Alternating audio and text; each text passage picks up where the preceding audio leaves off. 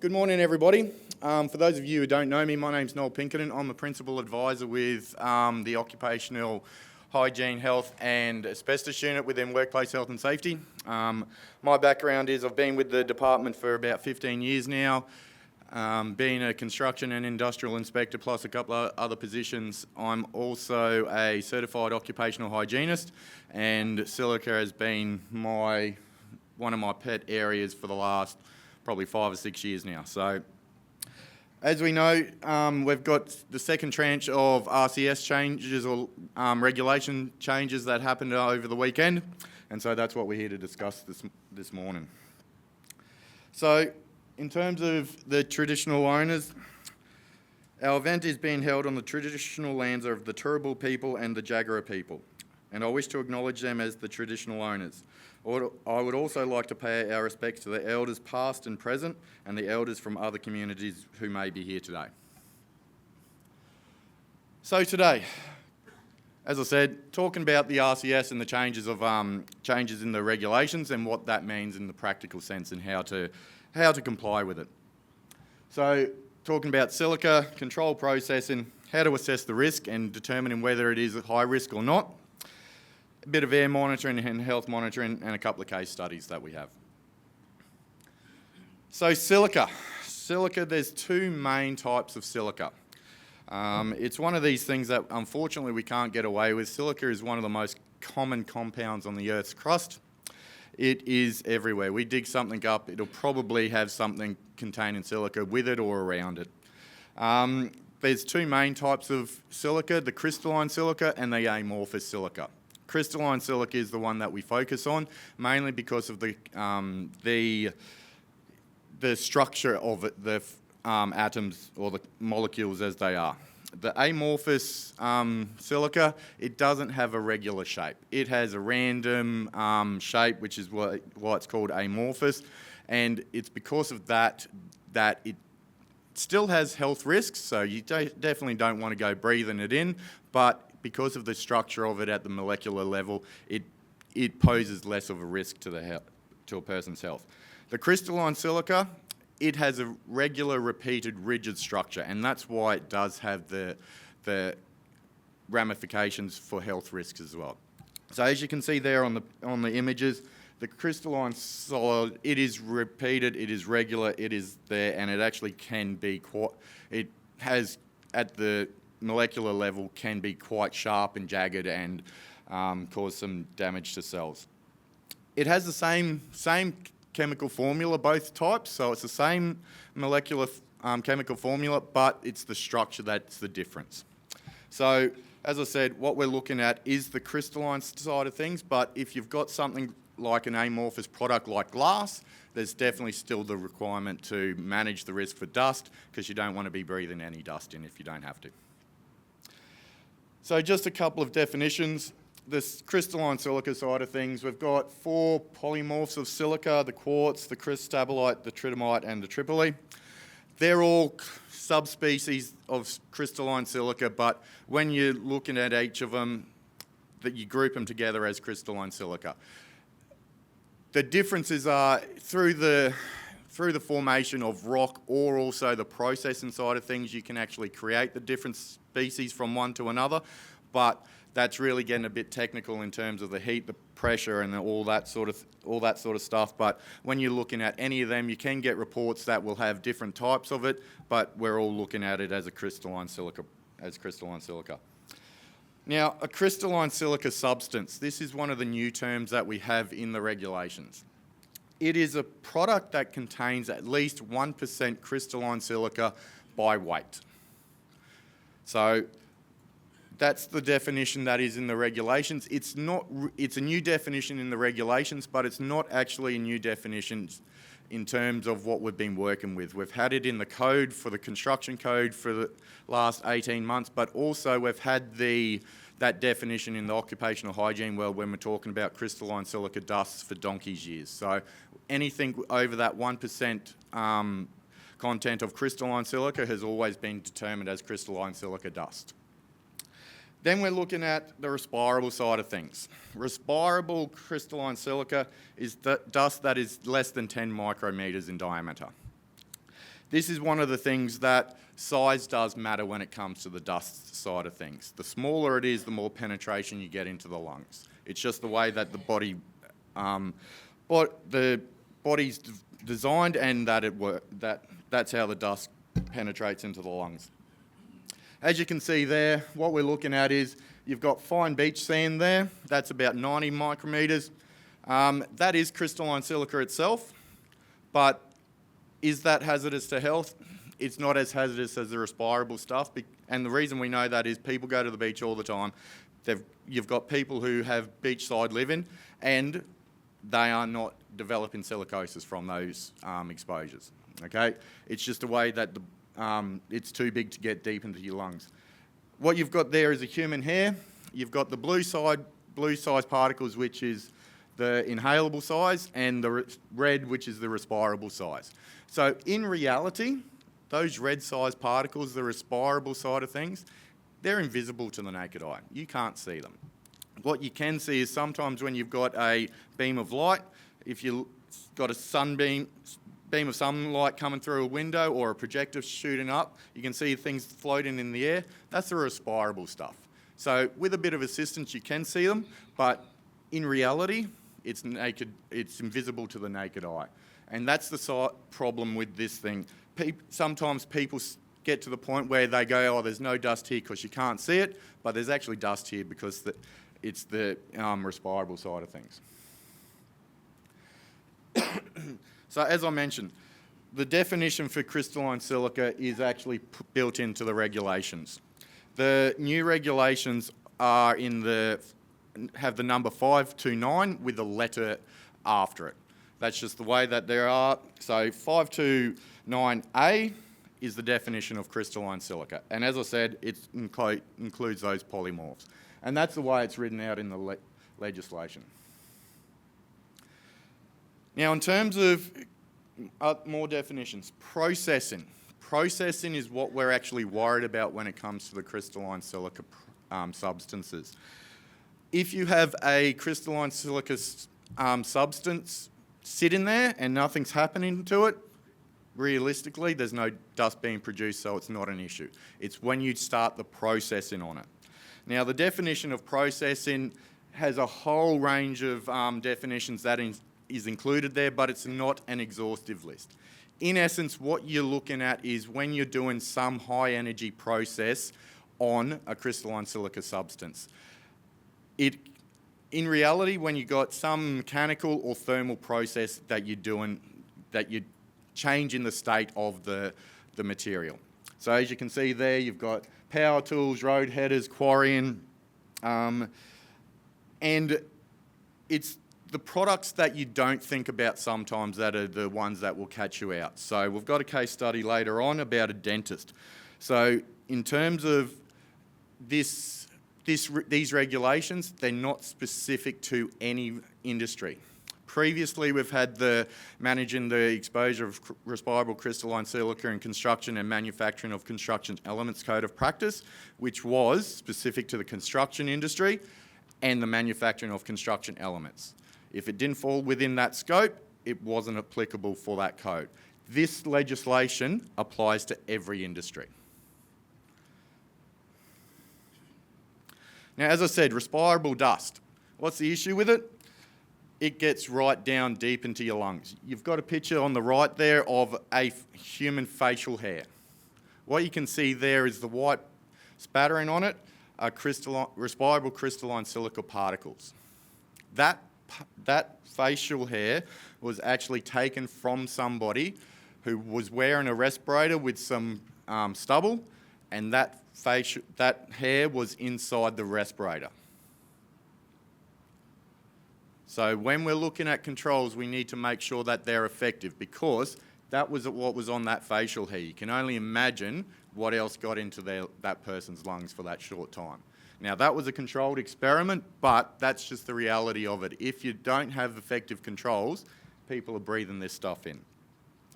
Now, as I said, in terms of the types of dust, you've got the inhalable, which really is the stuff that gets up into your nose and throat.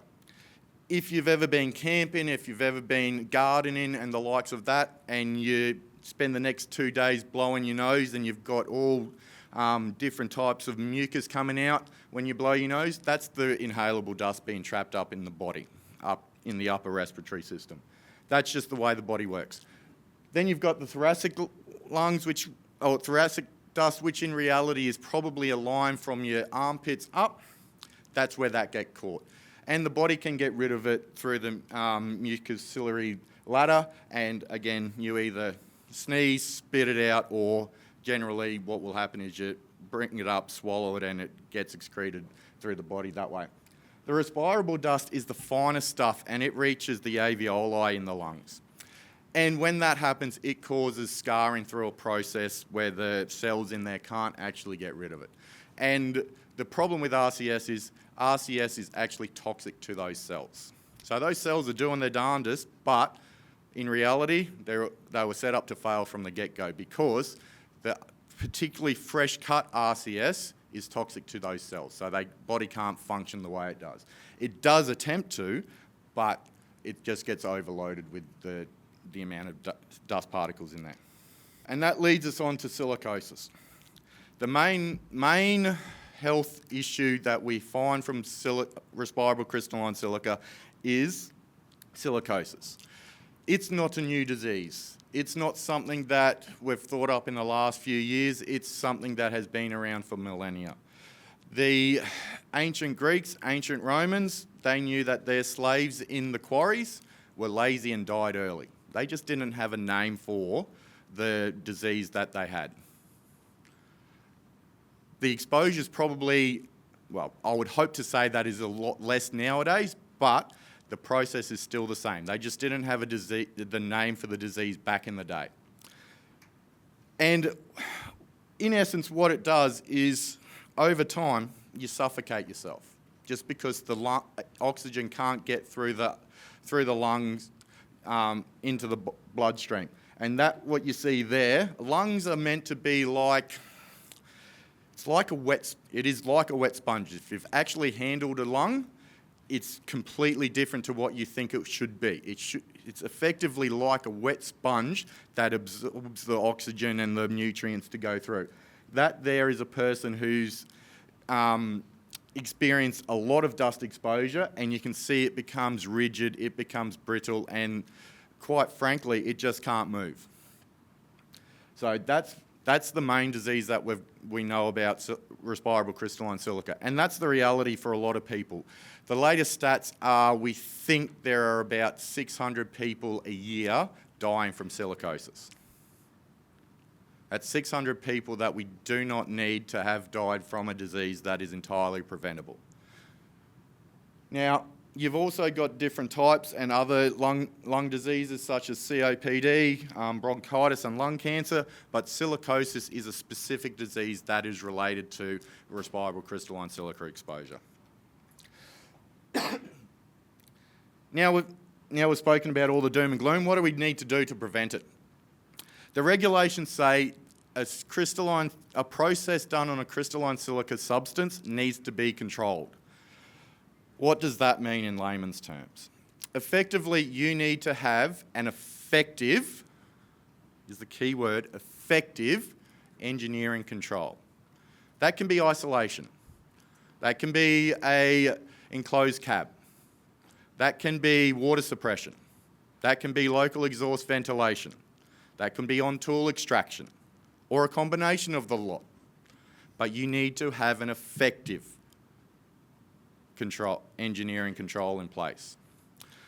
Now, the reality is those controls are not 100% effective, but the more you put in place, the more effective it is.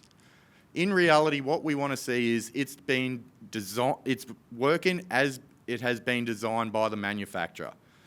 The manufacturers of on-tool extraction, water suppression systems, they've spent a heck of a lot of money to actually develop these systems. It's not just something they thought up in the backyard overnight over a barbecue and a couple of drinks. They've spent a lot of money employing engineers to design these processes. So the effectiveness of it has been developed, and it needs to be used as per developed. And that includes a lot of maintenance. Now, as I said, these engineering controls are not 100% effective. So anybody still at risk, you need to provide them with respiratory protection. And they need to be wearing it as they've been instructed while that work is being carried out. Now, the other thing is that part C there, it doesn't just talk about the person doing the work. It is people who could be at risk. There's been too many times that I've seen the tradesperson doing some work and the labourer coming in and out or standing just off to the side with no protection at all. So it's anybody who is at risk. Anybody within that work area that could be at risk needs to be wearing respiratory protection while that work is being carried out, not just the operator. So in reality, this is what it looks like. Water suppression, you've got on-tool extraction, you've got big yellow plant or other types of plant with an enclosed cabin. Now there is an ISO standard which has been adopted as an Australian standard there. I think it's 2385 that outlines what is required for an enclosed cabin. Effectively, it needs to be positive pressure maintained and make sure that it is effective to control the dust. What that standard does include, and I think it's quite sad that it's had to include that, is that the doors and windows are shut and that the seals are in good condition.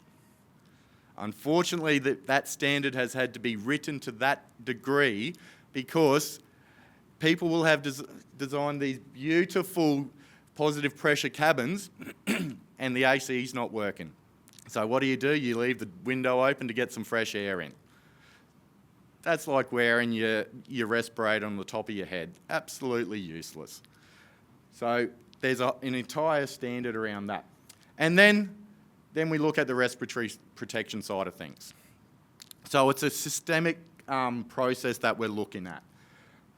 Got the engineering controls, and then if you need it, you've got the respiratory protection there.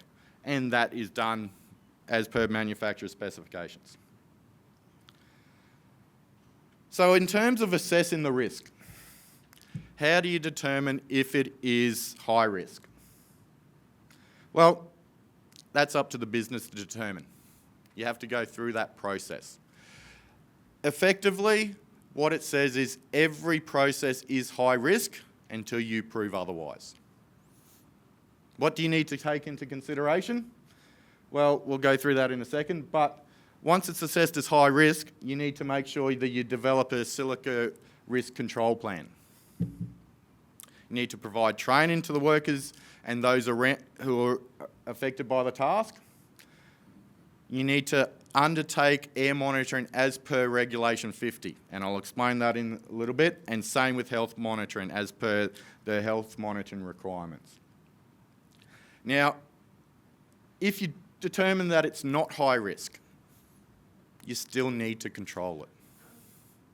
Just because it's not determined as high risk, you still need to have those controls in place. The engineering control to make sure that it doesn't become high risk. The other thing is, this training that we're going to talk about in a second, it's specific to crystalline silica. That doesn't remove the requirement for the general information training and supervision requirements under the regulations. So it's not a case that you go, oh, well, it's not high risk, I don't need to tell my workers anything. You still need to make sure they understand the risks and the process that they're needing to follow. And one thing that I find is forgotten about is maintain and review those controls. It might sound simple, but I guarantee you, everybody sitting in this room today, if you're working with doing a crystalline silica process, the controls you have today will be completely different to what you had 3 years ago, because the technology has changed. So you need to continually maintain and review those. Can we do it better? So in terms of assessing the risk, effectively what you need to be doing is have a look at what the process is. What's the specific process that you're doing? What type or forms of crystalline silica do you have present? What's the proportion? Do you know that? Do you have an idea? How much crystalline silica is in that product? Is it 2%? Is it 98%? Does it vary? A lot of products, or a lot of things you can vary from spot to spot, particularly in civil work. So you need to have a good idea of what you're doing there. The hazards. So how often is somebody going to be doing that work? And for how long? If you're doing it once a week for a couple of minutes, it's completely different to somebody standing on a tool 8 hours a day, 5 days a week.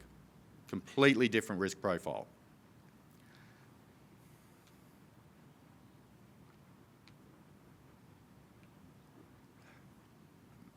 You need to make an assessment of the airborne concentration of RCS at the workplace for that task. Now that's where we're getting into Regulation 50 for the air monitoring. You need to be able to do an assessment. Doesn't mean you have to do air monitoring.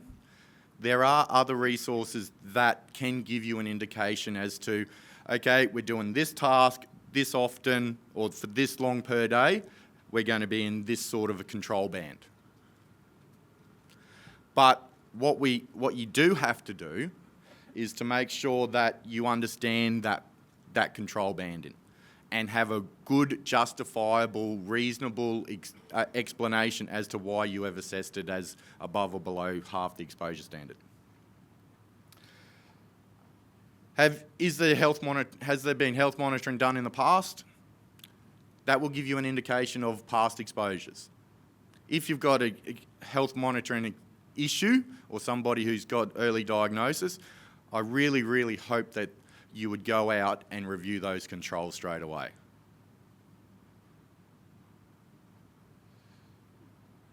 And then any other illnesses or conditions, diseases that are associated with RCS exposure. They're the factors that you've got to take into account. Then you come up with an assessment result. As I said, if you're unable to determine, you're umming and ahhing, you're not sure, you don't quite have every piece of the puzzle there, it's high risk. So if you're unable to determine whether it is or is not, more importantly, whether it is not high risk, then it is determined high risk as per the regulations. And then you have to go through that process. Which is the same as if you do determine it is a high risk. If you determine that it is not high risk, you still have to control the process and meet all your requirements as per the training and general duties. So just because, as I said, just because it's not high risk doesn't mean you don't have to do anything. You still have to make sure that workers are safe as so far as reasonably practicable. When you do get it for high risk, you have to develop a high risk, silica risk control plan. That needs to be developed in consultation with your workers. This needs to be done before the workers do that work. Now, hopefully, everybody talks to their workers because a lot of the time, the best source of control comes from the workers. They have some great ideas because they talk to people, they've tried different ways of doing things to make sure to get things more effective because it's easier for them to do the job when things are working well. As I said, you need to provide that silica risk control plan to workers before they start the processing of a crystalline silica substance. You need to make it available to all workers and make sure that what's in the plan is actually being done. There's been too many times that the plan is written, stuck under the photocopier to keep it level, and that's where it sits. You need to make sure that it remains current and it's being followed. This is similar to a safe work method statement. And I highlight that because the government is serious about this, and there are penalties that can be imposed upon businesses that do not follow these regulations. So in terms of following that plan, make sure you're doing it, for crying out loud. Now, in terms of construction work, a lot of processes on crystalline silica substances, they occur in construction work. I'm not going to lie. Do you need to develop another plan? No. Provided that your safe work method statement covers what is required to be in that plan. So you don't need a silica risk control plan and a safe work method statement that has exactly the same information on it, just a different header up the top. That's just duplication, that's just silly, that's not working effectively. But you need to make sure that all the information that is required in that silica risk control plan is in your work method statement. So air monitoring. So it does say you need to undertake air monitoring as per Regulation 50. It does not say you must undertake air monitoring.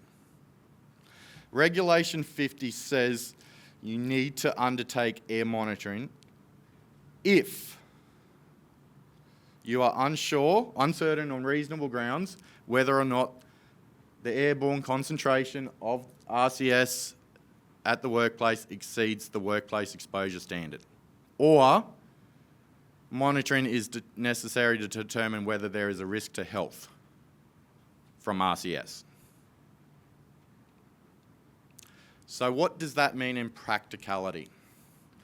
If you have no idea what your levels are, the reality is you'll need to do some homework. You need to find a way to justify whether you do or do not need to do air monitoring. There are a lot of resources available for that information to be obtained, nationally, within Australia, and internationally. What we are looking for is to make sure that that data, that information is relevant to the tasks you're doing. If you have a manufacturer that has done their testing overseas and it's out in the middle of nowhere, it's blowing a gale, and they're doing it for 5 minutes only, and they've come back with a certain level, and you're doing it in a basement somewhere where there's no ventilation and the person's on the tool for 6 hours, that's not apples and apples. That's not a justifiable argument. You need to make sure that the variables or the circumstances are as close to what you have as possible. As I said, within Queensland, we do have resources that identify controls and whether respiratory protection is needed. That's a good starting point. You can get statistically valid data from an occupational hygienist. You can get it from tool manufacturers. They're good starting points, provided that your situation is comparable, or I'll say better variables in your circumstances. When I say that, if they've done their testing in an enclosed room and they do it for 8 hours a day, and you've got local exhaust ventilation, natural ventilation diluting the concentration, and you're doing it for half an hour a day, then it's a good argument that you can use that data and say we're going to be under that.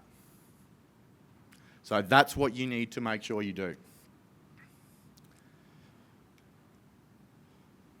Air monitoring also. If you do air monitoring, there is a requirement to report exceedances to the regulator. There is a form online for that. It's nothing too different to what has been there for previous codes of practice and regulations. Certain industries like the coal-fired powered stations have that requirement already.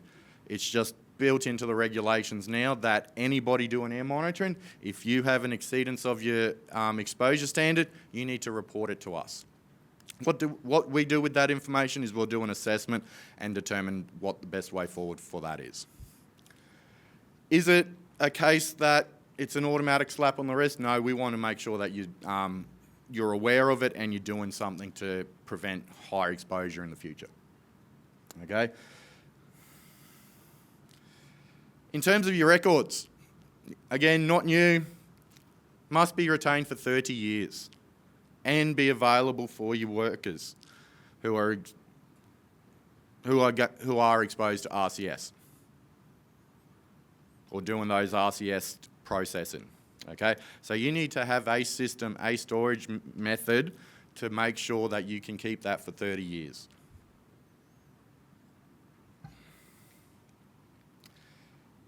Training. Specific training to RCS. Now, there's two aspects to this, or two types of this training. There are vet courses out there currently that are nationally accredited. You can get your workers to do that. There is also an option for the training to be approved by the regulator. What we are doing currently is we are not going through every single training course on RCS to approve or not approve. What we're going to be doing is looking through a process to make sure that that training meets a certain standard. And as long as that training meets that certain standard, then it will be approved by the regulator. What you do need to do also is you need to provide that worker training before they do that task. You need to keep those records for 5 years after the worker has ceased working for you. So you need to make sure you have a system in place to keep those records. Because if someone comes knocking on your door in 4 years and 11 months asking for those records, it could result in a penalty for you. So you need to make sure you keep those records for 5 years after they've finished working. Not when they start working, not when they've done that training, after they've finished working for you. I cannot highlight that enough. And make sure they're available for inspection. So if you get an inspector on site, they may be asking for those records. They may ask for certain workers, they may ask for your records. They may ask for how you're keeping those records. Again, make sure you're doing that because there are potential penalties for that. It might seem like an administrative thing, but it is a requirement under the legislation. I cannot emphasise that enough. The records can be kept in the Silica control plan, or it can be kept in your training records. How you do that is up to you, but you need to make sure they're available. Now, if it's not high risk, you still need to train your workers on the risks of crystalline silica, but it doesn't fall under that requirement because it's not high risk work or high risk work under the CSS regulations. Health monitoring, not a new requirement. Needs to be done when there's a significant risk to workers' health from ongoing work from RCS. And whilst undertaking processing of a high-risk CSS task that is high risk. Generally speaking, if it's high risk, it's going to present significant risk to the worker's health. That's how it loops back around. So it's not a requirement under these new regulations that you do health monitoring. It's the requirement that there is significant risk, significant high risk. You can use those words you could use interchangeably to make that connection to the air monitoring, the health monitoring side of things. And again, not just the operators. If you've got people in the vicinity of that area and they're at high risk, they're doing high risk work and they're at significant risk, then they're going to need health monitoring as well. So this is not just focusing on the operators, it's focusing on workers in general. The key thing here is it's up to the business, it's up to the PCBU to determine significant risk. You need to have a justifiable reason whether you do or do not More to the point, whether you do not do health monitoring for workers.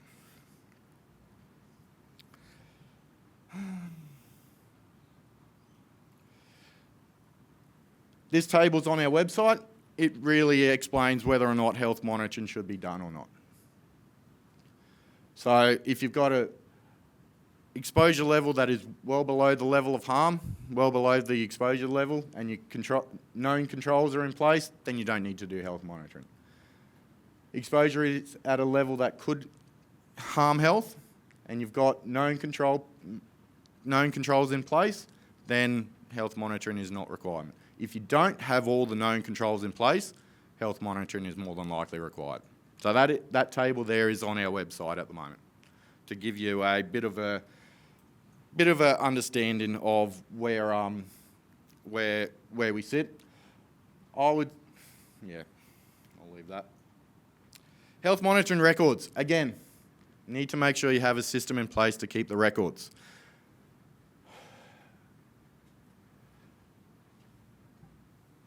Needs to be kept for 30 years.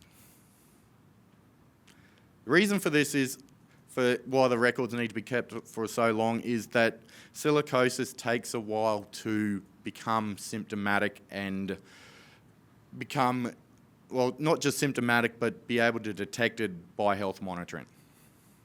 You can be asymptomatic, so you don't have any symptoms, but have early stage silicosis. And that's caught or picked up by the health monitoring. Some people, that can take 15, 20 years. Unfortunately, recently, we've had a few people doing that in a couple of years, which is definitely something we don't want. But we don't want people contracting this disease full stop. So you need to make sure you keep those health monitoring records for 30 years. You also need to make sure you give the workers a copy of those records. What they do with those records is up to them, but you need to provide that to them. Now, health monitoring, you need to provide us the health monitoring report if the doctor indicates that the person they believe has contracted a disease, or they recommend a change in controls or process for that person. It might be a simple case that the doctor says, there's something a bit fishy going on here. I want that person to do other tasks. They can't do this, and this for a period of time while I do some more tests on that person. You need to let us know about that. That's in the regulations already under the health monitoring, okay? So that's also the requirement. Just like the air monitoring, if there's adverse health effects or a disease that is being detected, or the doctor suspects there's a disease, you need to let us know about that. Now, that's a whole heap of information to go through. Now, in terms of a couple of case studies, what we're looking at is, we've got an electrical business doing a few PowerPoints each week. I think it talks about 10 there over the course of a week, 5 minutes each time drilling into tiles. No doubt there would be a substrate on the back, but we're mainly concentrating on the tiles because that will be the item that will be where the dust will be produced while it's cutting.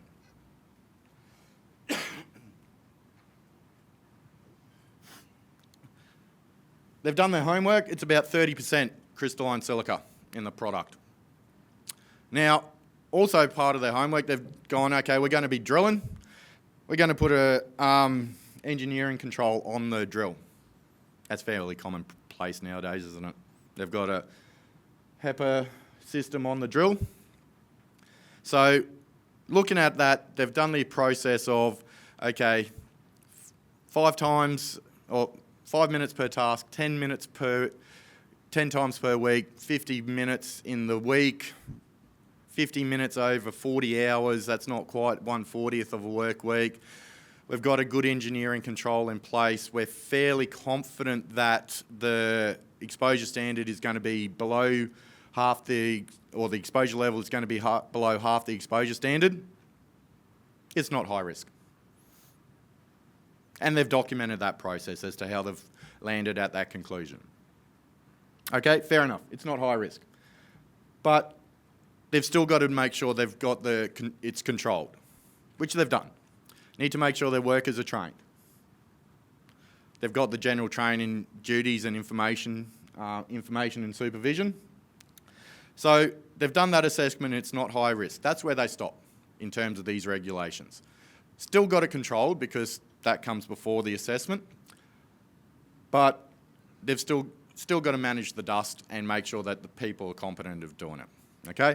So that's just an example of where it's not high risk. Now, as I said, these regulations do not just apply to the traditional industries of construction and associated tasks. Denture clinic, that's their bread and butter. That is what they do. This person does this most of the day, every day of the week. Now, most of the time we're looking at exposure from crystalline silica for, hand tools. A dentist used hand tools as well. They're just on a much smaller scale. So what this person is doing is they're working with porcelain. It contains crystalline silica. They're having to do this intricate work all day, every day. It will be done most of the time in some sort of, with some sort of local exhaust ventilation, mini booth type thing. But it's still all day, every day for 8 hours.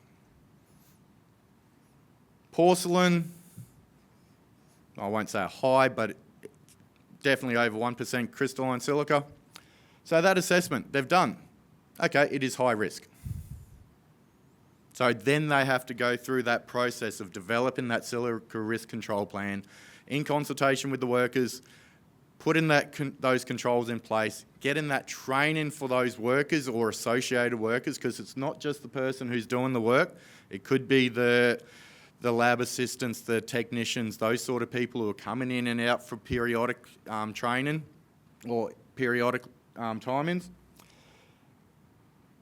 And then make sure that, okay, it's high risk. Do we need to do air monitoring? Well, we do that in accordance with Regulation 50, but because it's high risk, they've made the determination we're going to do some health monitoring on this worker and anybody associated with it as well. So that is the process that what we are expecting people to do. So, as I said, I know we're probably preaching to most of the converted in the room here who've been working with it for a while, but these regulations are just not the traditional industries. It covers every industry that does work within Queensland for our regulations, but these are national regulations. Okay?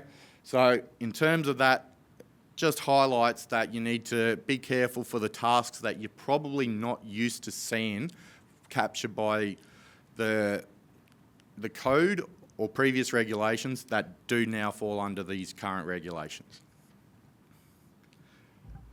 All right, thank you. Are there any questions? I think there is a roving mic, so if you have one, stick your hand up and wait till...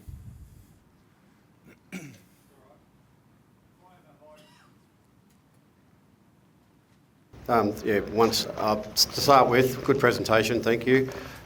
If we have a high-risk activity already known before the 1st of September, do we have to report that to the regulations now? So if you've already assessed it as high risk, then yes. Yep. You can. Right, thank you.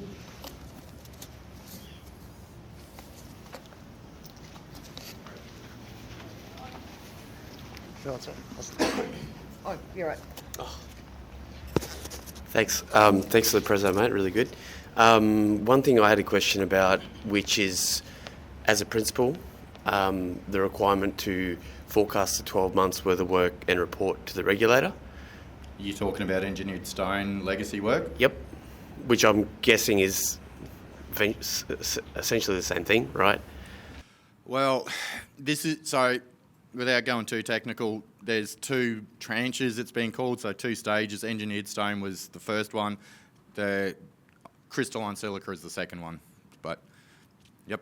So, I guess to make sure my question is aimed at the right place then, can I ask you a question about that? Yeah. Because I feel like it's essentially the same, right? It's just a really high level of silica, but it still work with a silica product, so it comes under this?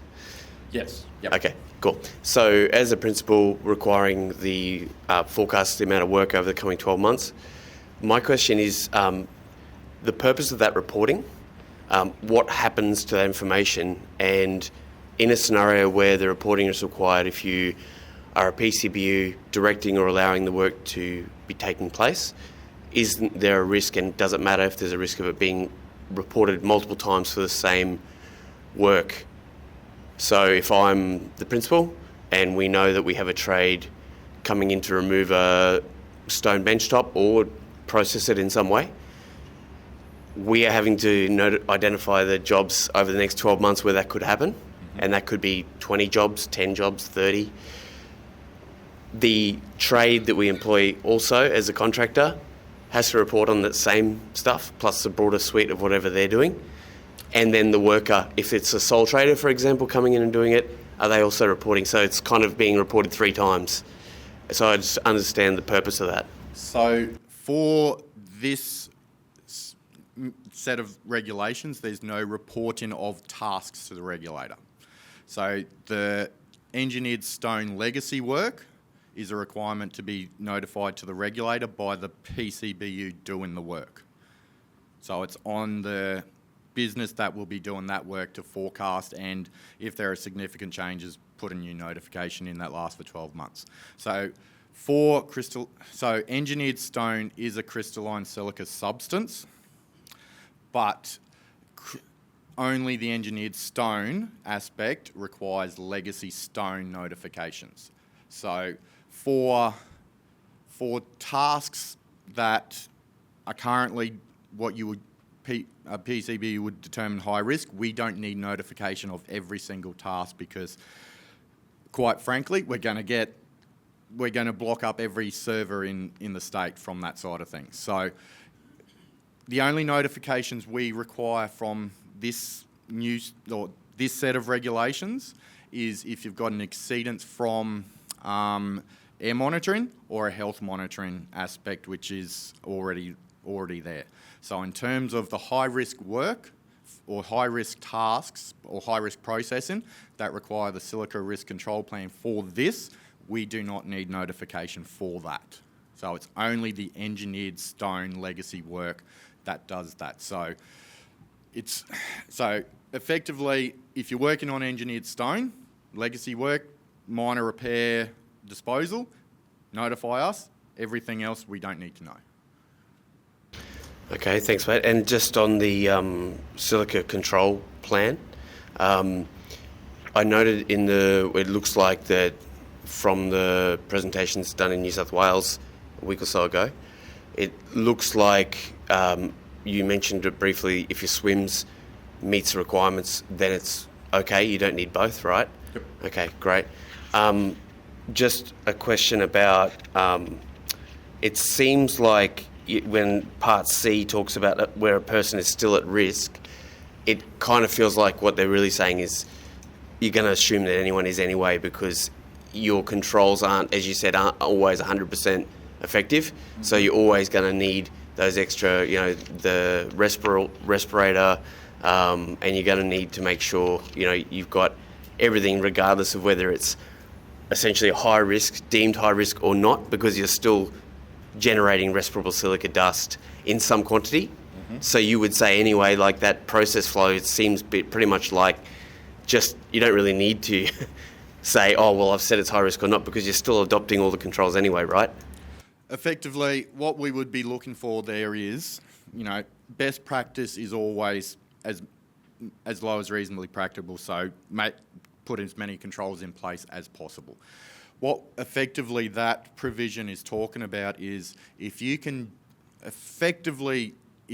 justify that there is no requirement for RPE, and that would be requirements, you've got data to show one way or another, whether it's your data or from another source, but it's valid data, then you could justify that you don't need RPE. But you would need to form that show us how you have formed that belief or come to that conclusion through that process of assessing the risk. So, when it comes to dust, there's dust in this room that is there. Yes, no system is going to be 100% effective because this HVAC system has been set up to manage the air in here, but not everything gets filtered out. That's just reality. And the good thing is the human body can cope with a certain amount. When we're talking about the RCS side of things, yes, no process is 100% effective, but you can get levels that are undetectable by air monitoring or at such a low level because you're doing it for such a short time or something like that, that you can say the risk is low. So what we're effectively looking at is you would have the hierarchy of control in place, and then you could say, okay, well, these are our levels. This is what our risk is. We're saying we don't need to get the workers to wear RPE. A bit similar to what is currently in the code.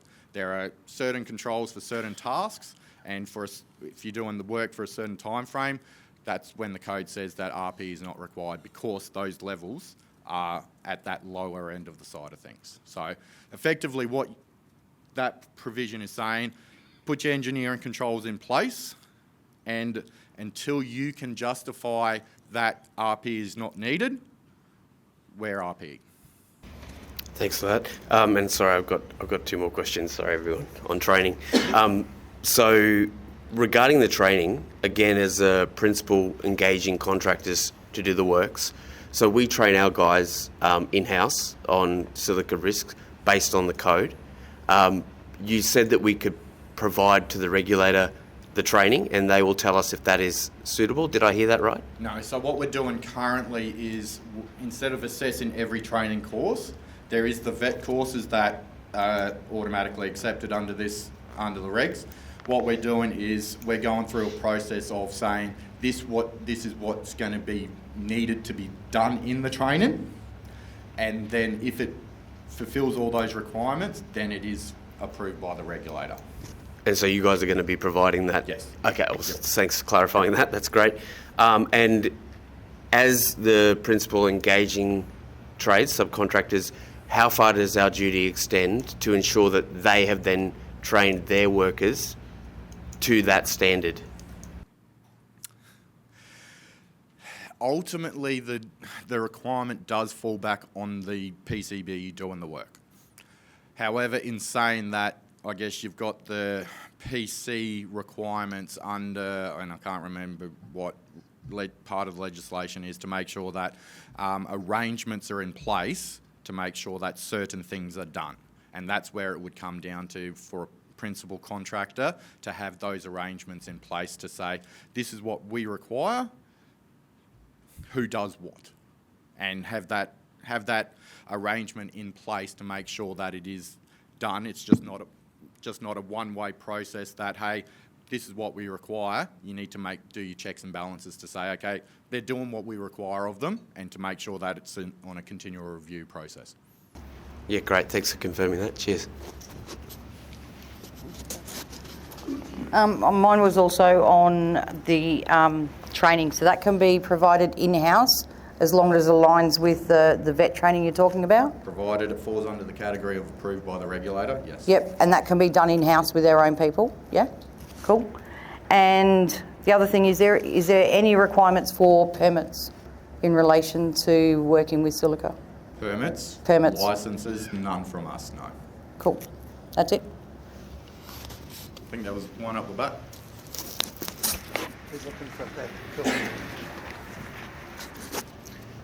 Yeah, hello. I was thinking, what about, say, the brickie or the landscaper who's there with a bag of sand?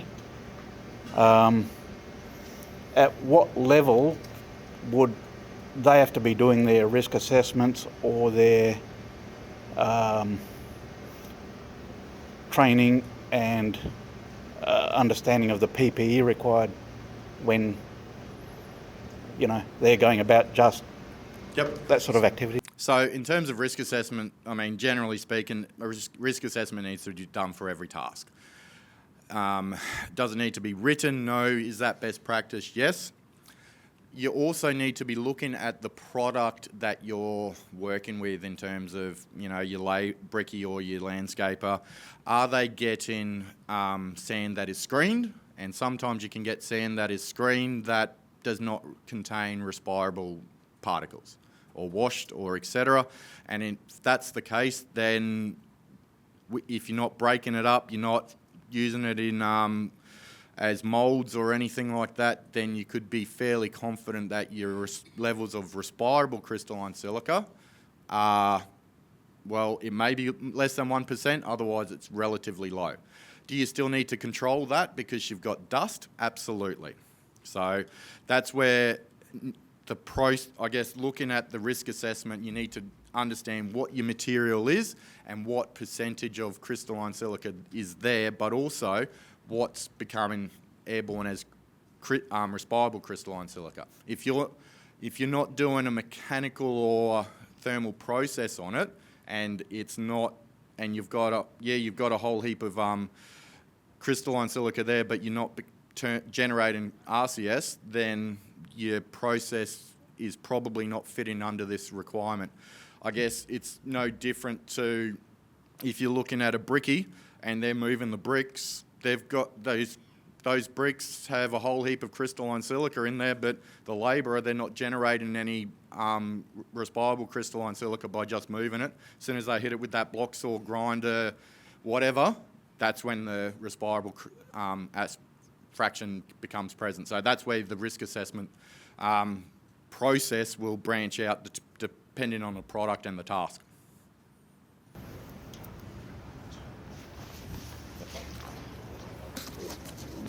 Yeah, back to the training. What's the realistic time frame that we'll have authorised courses to go to?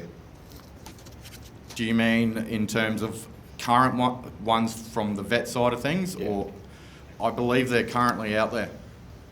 So there is a national, I think it's something 1800 code for crystalline silica products with a few different modules out there. So there are currently RTOs that are accredited through ASQA, through the Training Skills Authority that are currently able to deliver that training. And that's going to be fine. So if I go and do training now, I won't have to go and do it another 3 months. Yep. So if you look at, there is guidance put out by us, but Safe Work Australia actually list that vet course code in their guidance there. And I'm sorry, I can't remember it off the top of my head, but it's 1800, 1801 maybe course code.